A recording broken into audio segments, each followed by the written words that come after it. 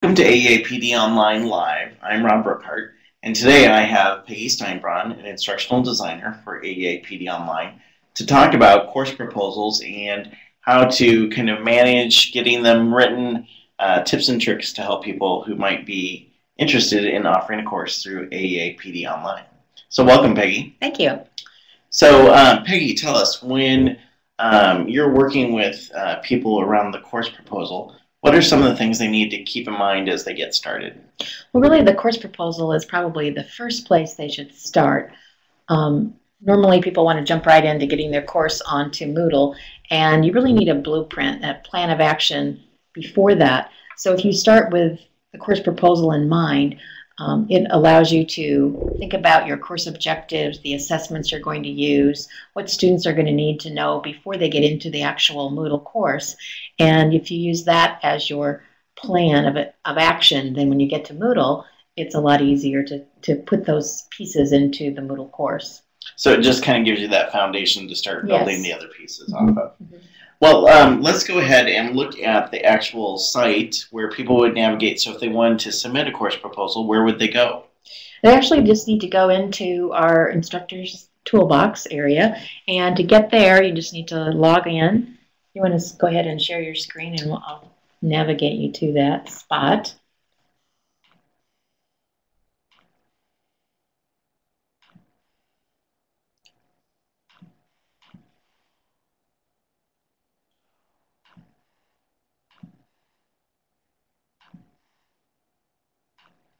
There we go. So if you go into the Heartland website, or do we have the link there? I believe it's just going to aeapdonline.org, www.aeapdonline.org, and then if you click on Instructor Toolbox, it looks like several things come up here. Yes, we've loaded this area with some information for you so that you have some policy manuals. If you're a brand new instructor, you will have to fill out an instructor vita. We ask, since we work with college partners, Drake, Viterbo, and Morningside, they ask that they have access to our instructor vitas. So you would have to go through kind of a little preliminary process to be tagged as an online instructor that would, so that Viterbo and Morningside and Drake would accept you as an online instructor and give college credit. And people need to update that every 5 years. Yes, correct? Yes, correct. So if you haven't done it for a while, something to update as well. Yes. Then as you go through the different sections, there's some manuals related to learning in Moodle, and then there's the actual course proposal form. And you can just click on create a new one. Click here to create a new course proposal and click on search.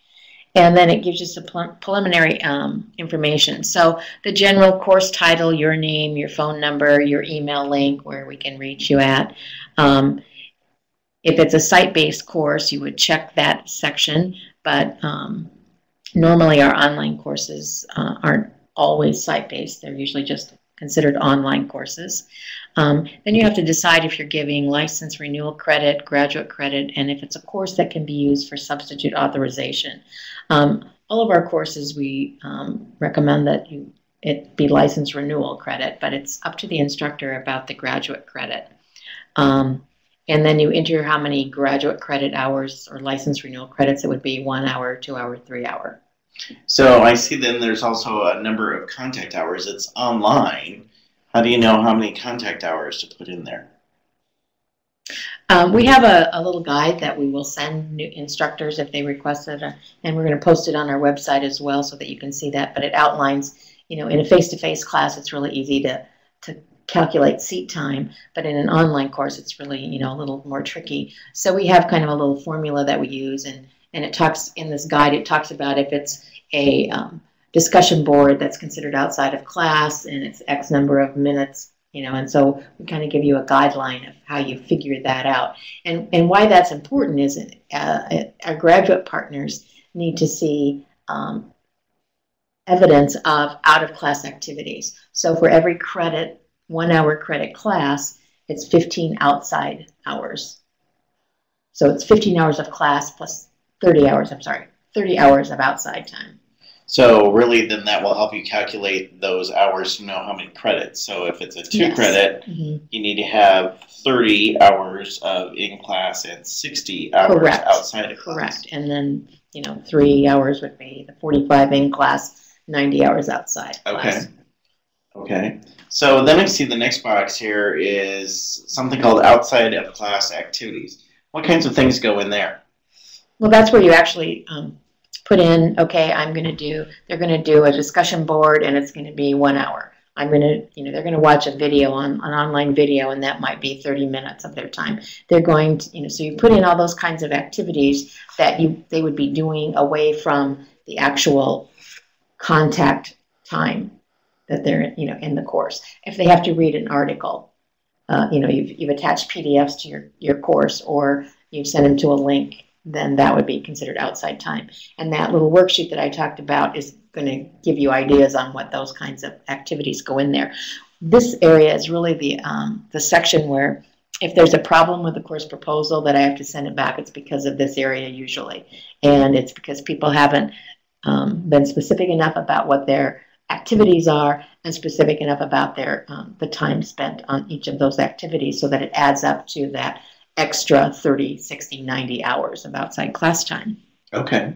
It also is very helpful if they actually, add up the hours, total it up.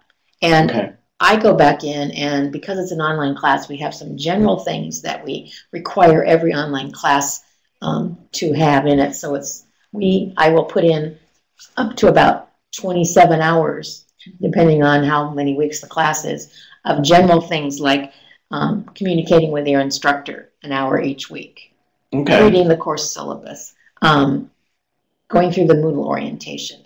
So there's several things that students are asked to do in every online course that we put in there. So if you come up short, 3 hours, you can contact me and we can talk about it, and generally I can get it back up to the 30 or whatever required because of those outside things that everybody has to do. Okay. And then the published description of the activity, what is that? Well, that's where they're going to describe to the participants what they're going to do. So when I go in and I'm looking for a course to take, I can see this description. This course will allow students to do da-da-da-da-da, and what are the requirements, how much time is it going to take, just a general, kind of detailed course description so people know what the course is about, why they should take it, what the expectations are. So that's really kind of your advertisement in the course catalog for the class. Correct. Okay. So then I see that there's target audiences that are identified. Can you check more than one box there? Yes, you could check all of those boxes if the course was appropriate. Obviously, some things aren't appropriate for early childhood that may be appropriate for middle school and high school. So there are times that you may check all of them. There are times when you only check one or two. Okay.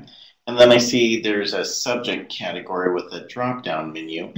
Can you select more than one of those, or is it just one of those, or how do I go about deciding which one of those items to select?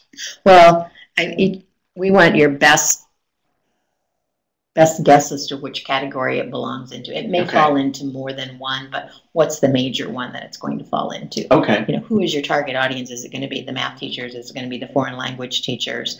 You want to have it available to the most teachers that you can, because then you get more enrollment in your course. And if our minimum course enrollment is 6 for online courses. So if you get below 6, we're probably going to ask you to move dates or cancel the course.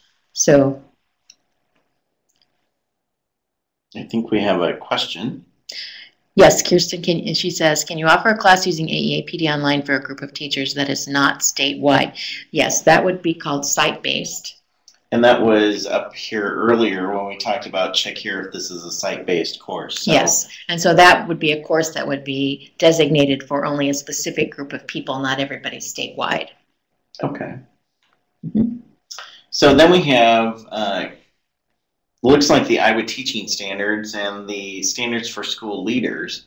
So in other words, we need to check which of those this class is going to help people to do or learn more, meet those standards. Okay. Yes, and that's a requirement of our state licensure, and we want to connect those standards to what we're practicing. And so we need to have you need to check at least one in each area if you can. You can check more. You can check them all if they apply, but choose the ones that best suit your course content. Okay.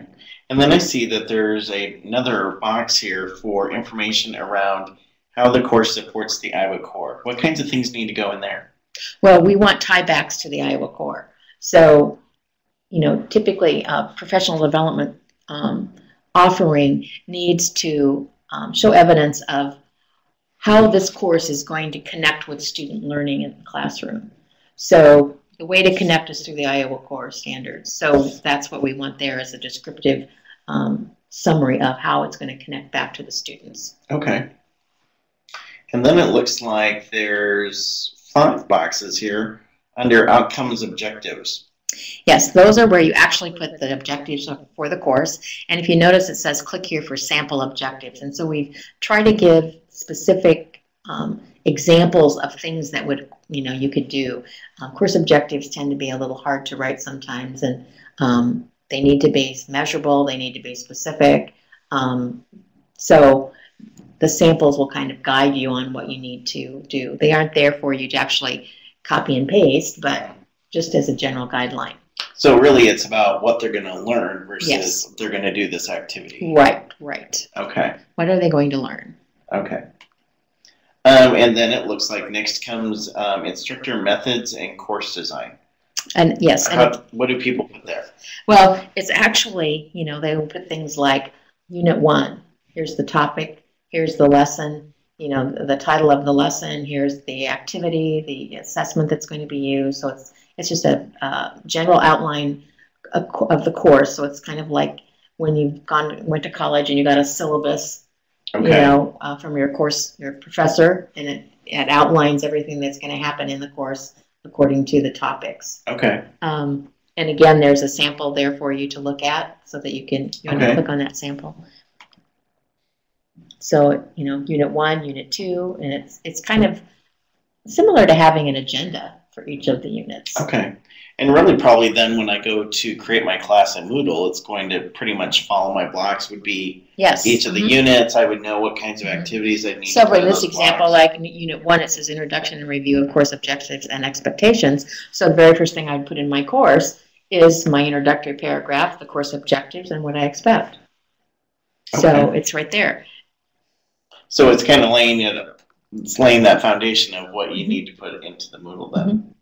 So then course requirements and assignments, what kinds of things go there? Well, in this section, it would actually be, do they have to have, discussion? Are they going to answer 3 discussion boards? Are they going to have forums? Are they going to do, surveys? So again, this is the actual assignments that you would put into the class. So here's the actual things that students are going to do. Fill out, complete, those types of things. Okay. And then I see there's a place for a rubric. Yes, we are, because of our college partnerships, we have to show how we assess the students. And so we require that you put a rubric in.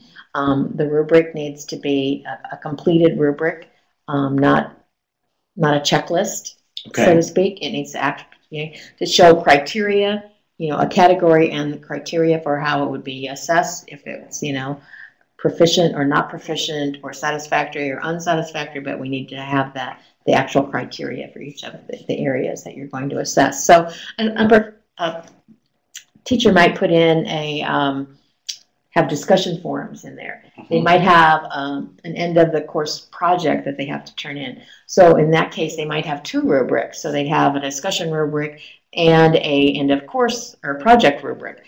You can only put 1 in, so you have to put those 2 rubrics together in one document. Okay. To load it. And it looks like there's several different file formats that people can use in terms of a Word document, an Excel document, a PDF Yes.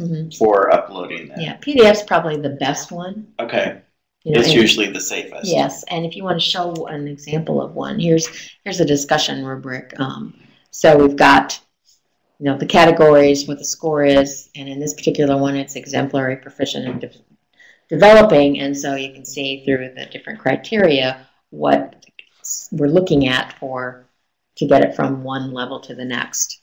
So students basically know what the expectations are a little bit more clearly up front. Right. Okay. Right. So going back to the web page there, I see then the next box is evaluation. Yes, and this is actually, how are you going to grade? What's an A going to be equal to? What's a B going to be equal to? And not just A is, you know, 80%, but a little bit more description of it. So if you look at the example for the evaluation there, you know, the course requirements, they're going to finish all assignments. They're going to participate in all discussion forums, but then how are they going to be evaluated? What criteria? Well, it shows that an A to pass, the participant will hand in lesson plans, one-page reflection, completion, and then what does a B take? And if it's not a B, it's going to be an F. And then there's another example too in there. So there's a couple different ways you can frame that assessment, but we really do need to see that specific criteria again for what makes it A, what makes it a B. And that's for our graduate partners as well. And it's just good practice. So people who are taking it for license renewal would just have to do that B level work to get a passing grade for the They just need to get a passing grade, right? Okay. Hopefully they'll want to do A level work. Hopefully they will move beyond. Yes. So how about course materials? What kinds of things go here? Well, this is where if I'm requiring them to purchase a book, okay. If they need to have a specific piece of software on their computer, like we do some Google Apps classes, we do some iPhoto classes, so they would actually need iPhoto on their computer, or you know, those kinds of things. So technical requirements that maybe, you know, maybe you're using the webinar format, and so they need to be able to access Adobe Connect or whatever one you're using. So so any course materials that you have them purchase, or software that they would purchase, or any technical kinds of, you know, things they would need. Would go here. And do participants find out that information too up front? Yes. When they register for the course, they get the actual letter from the system, the UR system here, and it will give them the description of the course, the assignments. It kind of gives them this little syllabus, and it will give them the course requirements as well. So if somebody needed to buy, like, they need to have Adobe. Yeah, or Photoshop or something. They would know that ahead. And you might want to put that in the description as well, so that people know I need to buy this up front. Yes. Okay. Then I see there's a box for research base and best practices. Yes, this is where you're going to describe the scientific research base that the content of the course is based on. And so we always want to tie it back to past practices, good pedagogy, and so we really need to be specific about where you got this information. It's not just, you know, stuff that you made up out of your head, although the course may have a lot of content that's yours, but what's it based on? The theory behind it. Okay. And how much, I mean, one looks pretty short and sweet, and the other one looks pretty wordy. How much do you need to really have in that example space? One is good. You know, you can be, we need to have some kind of a base there, but it doesn't have to be quite as wordy as example 2, although example 2 really does, you know, clarify it more. Okay. And then it looks like the last box there is additional information comments. What kinds of things might someone need to put there? You know, I don't really know that anybody's ever put anything in there specifically. It's just, again, there if you need to add more information that you didn't think fit in any of the other boxes. And then it looks like once you've completed all that information, you can save and continue. Right, and at the next screen, which I don't know that we're going to get to go to because we didn't fill out the above information. Yeah. You know what? I will get us there. I happen to have one of those that I could look at. Maybe. Oh, you've still got that. There we go. There we go. There you go. So here's something that I taught before. If I wanted to offer that again, yeah, that's the nice thing about this system is if you've taught it before and you want to offer it again, you can go in and pull up your old course proposal, which it's probably already been approved by the graduate partners if you're teaching it for graduate credit. So you just have to go in and tweak it if you need to, and then submit, change the dates on it, and then submit it again. So you can see on Rob's, he's got some objectives checked. Yep, I've got my description. The hours for the course. Yep. So can you scroll on down to got my objectives section for it. Got my methods, what we're doing, requirements. And see, if you look at his requirements, he's got view videos on good presentation and copyright, 1 hour. It's really a good idea to put in those hours, even if they're in-class hours. That really helps you decide how the flow of the course and how quickly it's going to move, and whether you need to make it a 6 weeks course or a 5-week course, or, you know. Right. And then the grading is there, course materials, the research base for it. And then in additional comments, it just says courses online. Participants must have computer, internet access. It's intended for those who have some experience creating presentations. So again, it's information you want students to know and understand before they sign up for the course. So I might need to really kind of have all this kind of ironed out in my head before I start filling out this page and go, oh, I need to go back and create a rubric or something. I kind of need to think through that first. Okay, it's that pre-planning. So I need to put in my name here.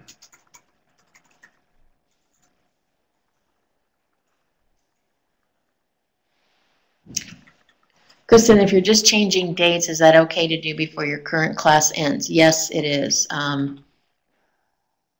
The current class is already, once the course starts, the current class is already taken off of the catalog, so to speak, the online catalog. So you can go ahead and post the next one before that current one ends if you'd like to. So I've moved along to the next page. So here's where you're going to put in your beginning date, your ending date, and the registration deadline. And the registration deadline is a week before the class begins. And the reason we do that, some people wonder why we cut the registration off a week ahead, because, hey, you could get 3 more registrations in that last week. Well, we do it because we want to give our registered students, if the course is not going to make enrollment, we want to give them a chance to change into another course so that we don't have to give them a refund, or they don't have to worry about trying to find another class. So we give them a week to get them moved to somewhere else where they can continue their license renewal process or whatever. So Shelley Christensen does that for us, and she will contact you a week ahead of time to let you know if your course isn't going to make enrollment. And one of the choices is to cancel the class. One of the choices is to push dates. So you can say, well, I'll offer it 6 weeks from now and see if anybody is interested. And sometimes it's just your timing isn't right. We tend to find that teachers they take a lot of classes in the summer, they take things in the fall, but as it gets towards the end of the spring semester, they get so busy that they're not really interested in taking courses that, at that point in time. They'd rather wait. So I'm guessing the winter holidays is not a popular time to take a course. No. Right after the holiday, though, they tend to gear up again a little bit in the beginning of the spring semester, January, February kind of issues. Okay. And of course, then we always get people who call and need a course because they just realize their license expires in a month. Their teaching license. So. And I noticed that the minimum number of participants is 10.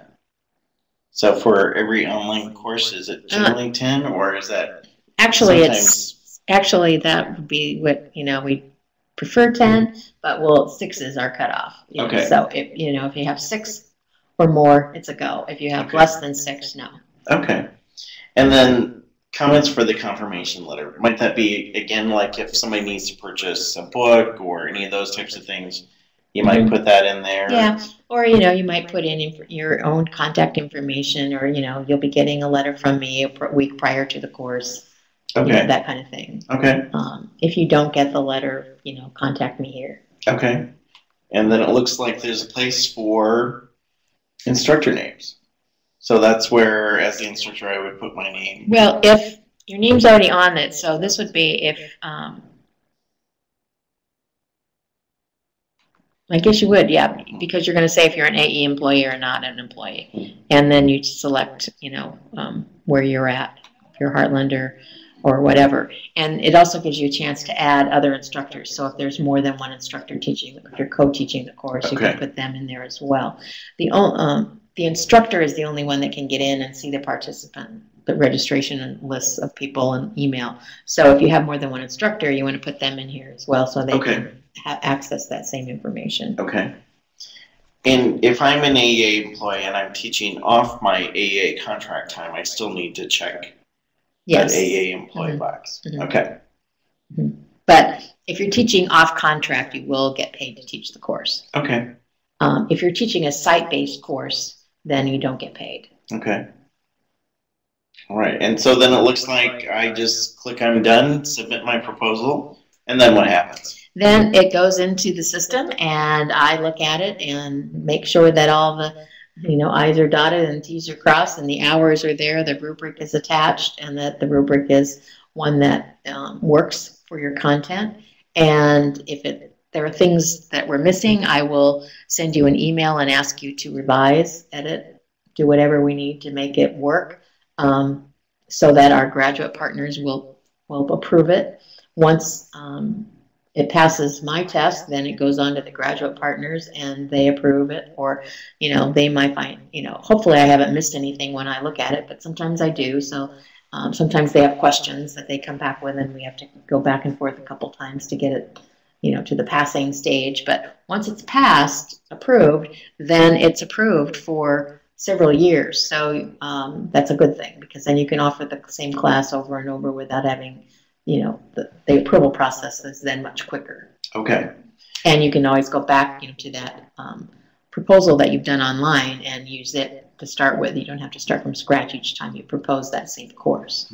So when people are doing a course proposal, submitting that, what's typically the place that gets them hung up and getting it approved? Well, it's either attaching an appropriate rubric, or it's putting in the out-of-class activity hours. Okay, so making sure that all those timepieces are in. Yes. As well as making sure that you've got a rubric that fits what you're doing for your class. Yes. Okay.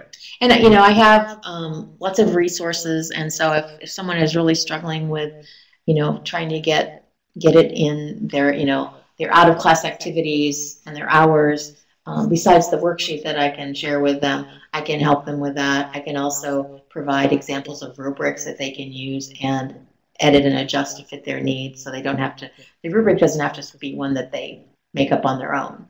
Okay. We have resources that we can point them to, so that rubric process isn't so difficult for them. So there's some samples out there. Yeah, samples that they can use. I'm also, one of our expectations with instructors is that they will send their participants a letter, an email, prior to the beginning of class. Some instructors do that, a week before class begins. Some of them wait and do it a couple days before class begins. And if they need help with writing that letter, I have sample letters that I can send them to. Okay. So that they don't have to make that up from scratch either. They just have to add their little personality to it and send it off. So it sounds like if you've got some questions, you're the person to go to for those. Mm-hmm. So what's your email? How do people contact you? They can call me at Heartland and just ask for me.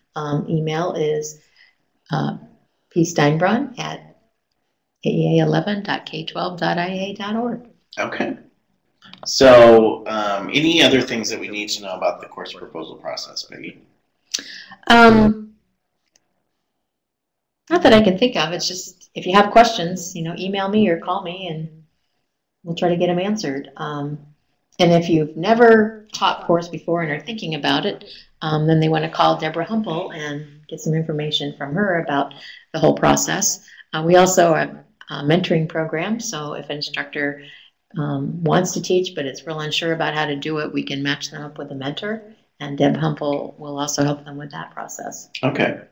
And if I've never taught before, there's also the Ollie series that can kind of get me introduced to online teaching. And actually, it's nice that you bring that up, because the Ollie series is one of our requirements, that you've gone through the Ollie series before you become an AAPD online instructor or something equivalent to the Ollie series. Okay. So the Ollie series is a nice way to kind of get your feet wet, and you can start designing a course without actually having to teach it, and get some feedback on it. You learn about how to facilitate, you learn about assessment, how to get feedback online, because all those things are so different than in a face-to-face environment. Okay. Anything else we need to know about this process, Peggy? No, just start writing proposals. Sounds good. Well, that will wrap things up for us today. If you have any questions, you can contact Peggy, or you can contact us at aapdonline.org. We also have, you can also contact us at info@aapdonline.org. And we will get back to you. Thanks, Peggy, for including your email there as well. And then that instructor page is also a place where people can link to information that they may need. Yes, and I will make sure that the worksheet for how to figure hours for online courses and activities is in that same spot. Okay. On the website, so that they won't have to hunt for it either. Thanks, Kristen, for coming. Yes, thank you for listening. Are there any final questions that we have? Oh, and Deborah put her information in there, since I mentioned her name a couple times.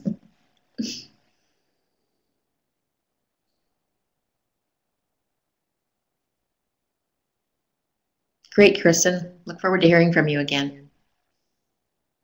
All right, that will do it for our session today. Thank you for joining us, and